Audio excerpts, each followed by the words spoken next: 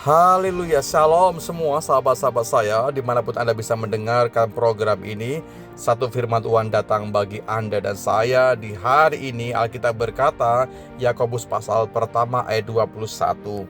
Sebab itu buanglah segala sesuatu yang kotor dan kejahatan yang begitu banyak itu, dan terimalah dengan lemah lembut firman yang tertanam di dalam hatimu, yang berkuasa menyelamatkan jiwamu. Tetapi hendaklah kamu menjadi pelaku firman dan bukan hanya pendengar saja. Sebab jika tidak demikian, kamu menipu diri sendiri. Sahabat-sahabat saya, kalau Anda pelajari baik-baik firman Tuhan, bahwa sesungguhnya dalam hidup kita ada sesuatu yang kita perlu isi dalam bejana hati kita. Kita perlu mengisi dengan firman Tuhan, kita perlu mengisi dengan kuasa Roh Kudus Tuhan, kita perlu mengisi dengan nilai-nilai yang baik. Tetapi jangan pernah lupa, dalam hidup kita ada juga yang perlu kita buang. Sesuatu yang gak membangun, sesuatu yang tidak berguna dan merupakan sampah. Apa itu yang saya maksudkan? Seperti ayat 21, buanglah segala sesuatu yang kotor, saudaraku. Sesuatu yang sampah, sesuatu yang jahat, yang merupakan kekejian di mata Tuhan. Kita perlu membuang jauh-jauh.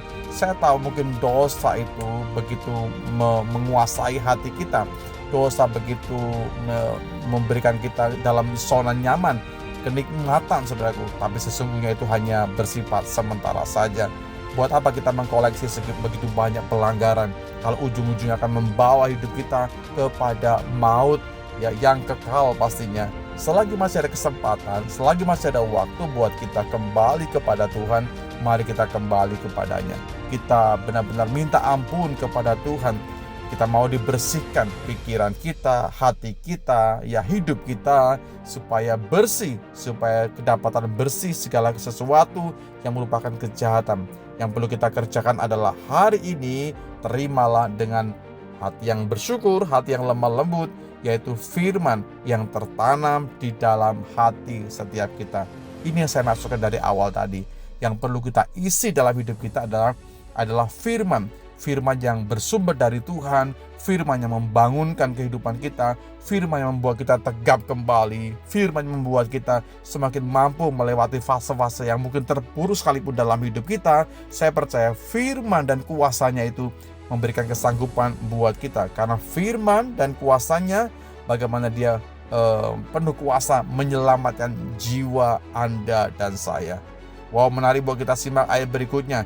Tetapi masing-masing kita, hendaklah kita gereja Tuhan, kita menjadi pelaku-pelaku firman yang sesungguhnya. Bukan hanya menjadi pendengar yang setia, tapi kita mau lanjutkan kehidupan kita menjadi pelaku-pelaku firman. Ada begitu banyak firman yang kita sudah pelajari selama ini. Mari sahabat-sahabat saya, kita bertindak dengan iman bahwa kita akan menjadi pelaku, bukan hanya menjadi pendengar-pendengar yang baik saja. Kalau kita tidak melakukannya, tentu kita menjadi seorang penipu buat diri kita masing-masing. Betapa sesuatu yang disematkan dalam diri kita sebagai penipu ketika Anda tahu firman dan tidak mau melakukannya.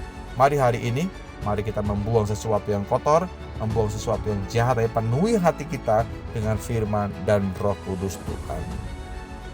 Terima kasih buat firman-Mu Tuhan saat hari ini. Kami bersyukur firman-Mu kebenaran buat kami, firman-Mu hidup, dan firman-Mu akan menolong kami setiap hari Tuhan, untuk kami bisa berdiri melakukan segala kehendak-Mu.